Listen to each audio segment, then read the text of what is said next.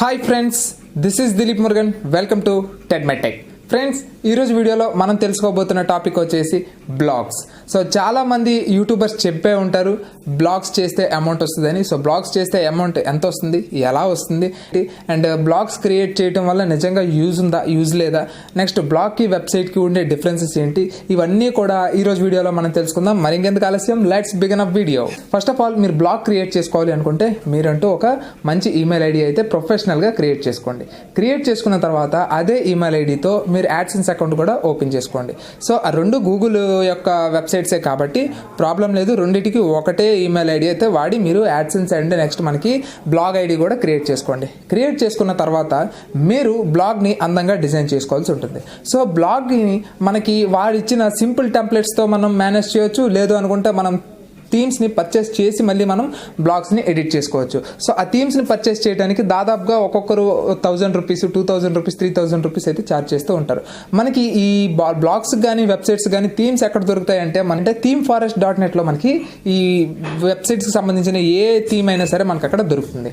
Okay, so ఇక్కడ blogs మీరు చేయాలి అనుకుంటే, ఈ బ్లాగింగ్ మీరు చేయాలి అనుకుంటే చాలా చాలా చాలా జాగ్రత్తగా ఒళ్ళు దగ్గర పెట్టుకొని మీ యొక్క ఫోకస్ మొత్తం ఆ బ్లాగ్స్ మీదే ఉండాలి. ఎందుకు నేను అలా అన్నాను అంటే, ఒకవేళ వెబ్సైట్స్లో మీరు ఎలాంటి కంటెంట్ రాసినా మీకు మహా అయితే యాడ్సెన్స్ అనేది డిజేబుల్ అవుతుందే తప్ప మీ బ్లాగ్కి కానీ మీ వెబ్సైట్కి కానీ ఎటువంటి ఇబ్బంది ఉండదు. కానీ అదే మీరు గూగుల్ బ్లాగర్ని కానీ యూజ్ చేసినట్లయితే, సో అప్పుడేమవుతుందంటే మీరు ఎక్కడో కాపీ రైట్ చేశారు, లేకపోతే ఎక్కడో పిక్చర్ని తీసుకొచ్చి అక్కడ పెట్టారు. ఒకవేళ ఆ పిక్చర్ అనేది గూగుల్కి నచ్చలేదు, అలాంటప్పుడు ఏమవుతుందంటే మీ గూగుల్ యాడ్సెన్స్ని టెంపరీగా డిలీట్ చేసి పారేస్తుంది. రెండోది ఏంటంటే మీ బ్లాగర్ అనేది రాత్రికే ఉండదు.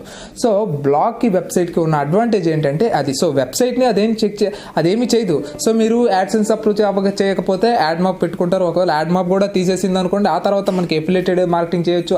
అది తీసేస్తే మనకి నెంబర్ ఆఫ్ పేఅవుట్స్ ఇచ్చే యాడ్స్ ఉంటాయి కదా, యాడ్స్ ప్లే చేసేవి. అలా మనం ఎక్కడి నుంచి అయినా సరే సైట్స్ని ట్రాఫిక్ త్రూ డ్రైవ్ చేసుకొని మనం తీసుకొచ్చగలిగితే అప్పుడు మనకి అమౌంట్ అవి కూడా ఇస్తాయి. సేమ్ మనకి గూగుల్ యాడ్సెన్స్ అనేది ఒక మీడియా పార్ట్నర్ ఎలాగో, అండ్ ఫేస్బుక్ కానీ ఇలాంటివి కూడా మనకి ఈ యాడ్ ఏజెన్సీ లాగే పనిచేసే ఉన్నాయి. సో వాటికి మీద మనకి ఎక్కువగా జెన్యూన్ పేస్ ఇస్తాయి కాబట్టి అందరూ గూగుల్ యాడ్సెన్స్ని ఎక్కువగా ట్రస్ట్ చేశారు. మిగతా అవి అలా అడగంటికి పోయాయి అనమాట. సో వాటిని కూడా అప్పుడు మళ్ళీ మీరు డిగ్ చేసుకొని వెళ్లాల్సి ఉంటుంది. సో బ్లాగర్ అనేది గూగుల్కి సంబంధించింది. మీరు రాసే పోస్టు ఇబ్బందికరంగా ఉన్నా, మీరు రాసే పోస్ట్ కాపీ కంటెంట్ అయినా, మీరు పెట్టే పిక్స్ కాపీ కంటెంట్, మనకి యూట్యూబ్లో పిక్స్ అనేవి ఈ సైడ్ పెడుతూ ఉంటాం కదా. సో వాటికి మనకి యూట్యూబ్ ఎటువంటి కాపీరైట్ స్ట్రైక్స్ కానీ క్లెయిమ్స్ కానీ ఏం పెట్టదు. అదే మీరు బ్లాగర్లో కానీ పెడితే వెంటనే కాపీరైట్ స్ట్రైక్స్ అండ్ క్లెయిమ్స్ వస్తే మీరు ఖచ్చితంగా ఆ పిక్ని ఎక్కడి నుంచి తెచ్చారో కింద ఖచ్చితంగా ఇవ్వాలి. ఆ పిక్ నేను ఎక్కడి నుంచి తెచ్చానని కావాలంటే మీరు ఏ వెబ్సైట్ కానీ వెళ్ళి చూడండి, కింద అది ఉంటుంది. ఒకవేళ అది లేకపోతే ఎప్పుడైనా వాడు మీకు క్లెయిమ్ కానీ పంపిస్తే మీ యొక్క బ్లాగర్ అకౌంట్ అక్కడతో ఎగిరిపోతుంది. వాటికి మీరు ఓకే అనుకుంటే పెట్టండి, లేదు అనుకుంటే మీరు పెట్టండి. కానీ ఏంటంటే తక్కువ పిక్స్ మాత్రమే పెట్టండి. అందుకనే ఎక్కడైనా వెబ్సైట్స్, పెద్ద వెబ్సైట్స్ చూడండి, ఒక్కొక్క పిక్చర్స్ మాత్రమే పెడతాయి. అంటే ఇప్పుడు కెనాన్ గురించి చెప్పేటప్పుడు ఒక 4-5 పిక్స్ పెట్టచ్చు కదా. లేదు, కెనాన్ 77Dకి రివ్యూ చేసేటప్పుడు కూడా ఒకే ఒక పిక్ పెడుతుంది. దానికి కావాల్సిన స్పెక్స్ ఇవన్నీ కూడా స్టెప్ బై స్టెప్ ఉంటాయి. మీకు వాళ్ళు మెయిన్ కాన్సన్ట్రేట్ చేసేది ఏంటి అంటే డిస్క్రిప్షన్ మీద, అంతేగాని దాని యొక్క పిక్చర్స్ మీద కాదనమాట. ఇది మాత్రం మీరు గుర్తుపెట్టుకోవాలి. సో పిక్స్ ఎక్కువగా మీరు పెట్టడానికి ప్రయత్నించకండి. అలా ప్రయత్నిస్తే మీ ఓన్ పిక్స్ పెట్టడానికి ప్రయత్నించండి. లేదు అనుకుంటే మాత్రం లేదు, అలా వదిలేయండి. ఒక పిక్ని అక్కడి నుంచి తెచ్చి దానికి డిస్క్రిప్షన్లో నేను పిక్ ఎక్కడి నుంచి తెచ్చానని చెప్పి వదిలేయండి. నెక్స్ట్, బ్లాగ్ మీరు ఎట్టి పరిస్థితుల్లో కాపీ చేయకూడదు. కాపీ చేస్తే మాత్రం మీ బ్లాగర్ అకౌంట్ ఎగిరిపోతుంది. సో కాపీ చేయకుండా రీరైట్ చేయొచ్చు. సో దాన్నే మీరు అటు తిప్పి ఇటు తిప్పి ఎలాగోలాగా సేమ్ అదే రివ్యూని మీరు మళ్ళీ రాయొచ్చు. తప్పేం లేదు, ఇబ్బంది కూడా లేదు. కానీ యాజ్ ఇట్ ఈస్గా తీసుకొచ్చి కాపీ పేస్ట్ చేస్తే మీ బ్లాగర్ అకౌంట్ అయిపోతుంది. ఇప్పుడు ఒక 1000 వ్యూస్కి కానీ మనకి వస్తే, మన వెబ్సైట్కి ఒక 1000 వ్యూస్ వస్తే మనకి ఎంత డబ్బులు వస్తాయో తెలుసుకుందాం.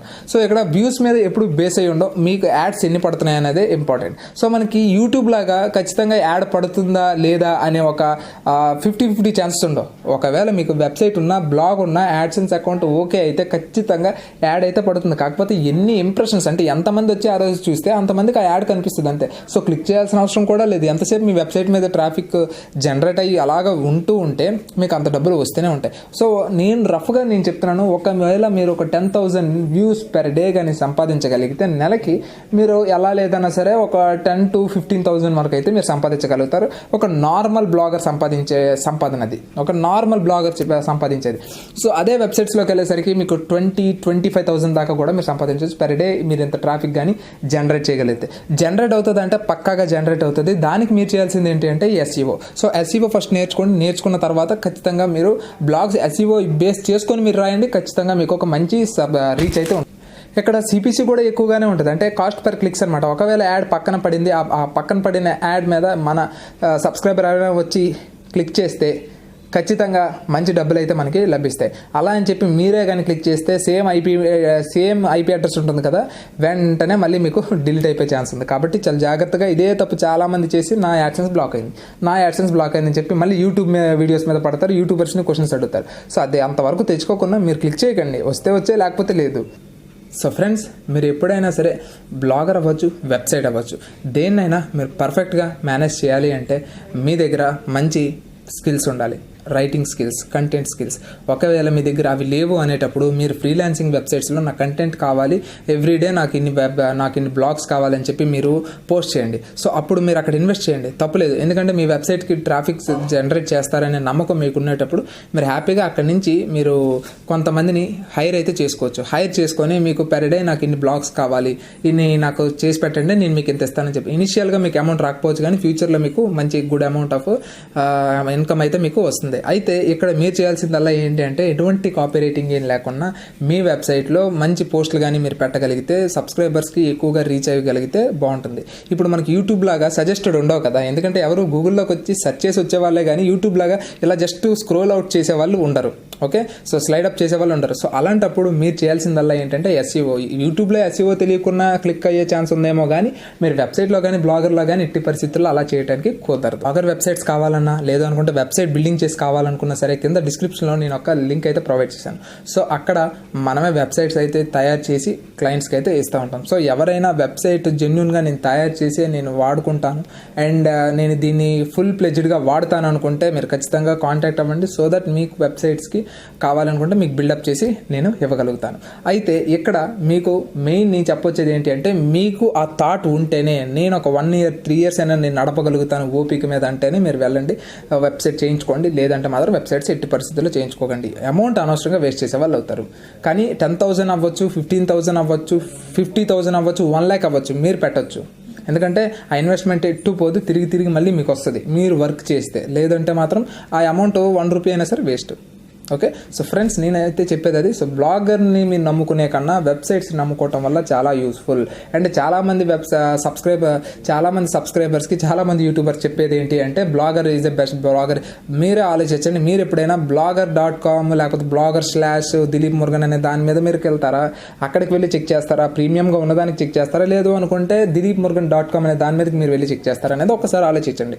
సో మీరు దేన్ని సెర్చ్ చేస్తారు? రెండోది, పలానా వెబ్సైట్ని మీరు గుర్తుపెట్టుకొని ఎప్పుడు ఏం కావాలని అక్కడికి వెళ్ళి సెర్చ్ చేస్తారా? లేదనుకుంటే గూగుల్లో సెర్చ్ చేస్తే 1, 2, 3 రిజల్ట్స్లో వచ్చే వెబ్సైట్స్ని మీరు చెక్ చేస్తారా? సో అదొకటి మీరు గుర్తుపెట్టుకోండి. సో మీరు ఎలా ఆలోచిస్తారో మీరు ముందు మీకు రాసుకోండి. రాసుకున్న తర్వాత అలానే వేరే సబ్స్క్రైబర్ కూడా ఆలోచిస్తారు కాబట్టి మీ సబ్స్క్రైబర్స్కి అలాంటి సర్వీసెస్ మీరు ప్రొవైడ్ చేయండి. ఎస్ఈఓ అంటే ఏంటో తెలుసుకోండి, నేర్చుకొని ఇక్కడికి రండి. అంత మాత్రం నేర్చుకోకుండా అయితే మాత్రం వచ్చి అమౌంట్ ఇన్వెస్ట్ చేసి లాస్ అవ్వద్దు. ఓకే, సో నేర్చుకోవడానికి అయితే ఇక్కడ చాలా ఉంది, సంపాదించడానికి ఇక్కడ చాలా ఉంది, నీడ్ అయితే చాలా ఉంది. సో ఇక్కడికి వచ్చి మీరు పర్ఫెక్ట్గా ఎగ్జిస్ట్ అవ్వడం మాత్రమే మీరు చేయాల్సిన పని, అంతే. చాలామంది చెప్పేది ఏంటంటే ఒక డొమైన్ పర్చేస్ చేసుకోవాల్సిన అవసరం లేదని చెప్తారు. నెక్స్ట్ ఒక బ్లాగ్ని ఎస్ఈఓతో మెయింటైన్ చేయాలని కూడా చెప్పరు. నెక్స్ట్ హోస్టింగ్ తీసుకోవాలని కూడా చెప్పరు. సో వాళ్ళు ఏంటంటే బ్లాగర్ ద్వారా డబ్బులు వచ్చేస్తాయి. ఎలా వచ్చేస్తాయి? సో డొమైన్ మీకంటూ ప్రొఫెషనల్ డొమైన్ ఉండాలి, మీకంటూ ఒక ప్రొఫెషనల్ హోస్టింగ్ ఉండాలి. సో హోస్టింగ్ ఎంత తీసుకోవాలి అంటే అన్లిమిటెడ్ హోస్టింగ్ తీసుకోవాలి. లేదంటే ఒకేసారి ఎక్కువ మంది యూజర్స్ వచ్చేటప్పుడు ఆ యూజర్స్ని తీసుకునే క్యాపబిలిటీ ఆ సైట్కి లేనప్పుడు అప్పుడు చాలా ఇబ్బంది అవుతుంది. మళ్ళీ ఆ వెబ్సైట్కి ఎవరు రారు. ఫర్బిడెన్ అని కనిపించిన 404 ఎర్రర్ కనపడినా ఎవరు రారు. సో ఇవన్నీ మీరు తెలుసుకోండి. తెలుసుకున్న తర్వాతనే మీరు ఒక వెబ్సైట్ కానీ బ్లాగ్ కానీ స్టార్ట్ చేయండి. అంతవరకు మీరు ఎట్టి పరిస్థితుల్లో వాటి జోలికే వెళ్ళకండి. ఓకే, సో నెక్స్ట్ వీడియోలో నేనేం చెప్పబోతున్నానంటే వెబ్సైట్స్ క్రియేట్ చేసుకోవాలంటే ఏముండాలి, సో వెబ్సైట్స్ త్రూ అమౌంట్ ఎలా సంపాదించుకోవచ్చు అండ్ ఇవన్నీ కూడా నేను నెక్స్ట్ వీడియోలో చెప్తాను. సో ఆ వీడియో మిస్ కాకూడదు అనుకుంటే సబ్స్క్రైబ్ చేసి బెల్ ఐకాన్ క్లిక్ చేయండి. అండ్ ఈ వీడియో నచ్చితే లైక్ చేయండి, షేర్ చేయండి అండ్ సబ్స్క్రైబ్ చేయడం మాత్రం మర్చిపోకండి. And this is Dileep Murugan. Always keep smiling. Signing off. Bye.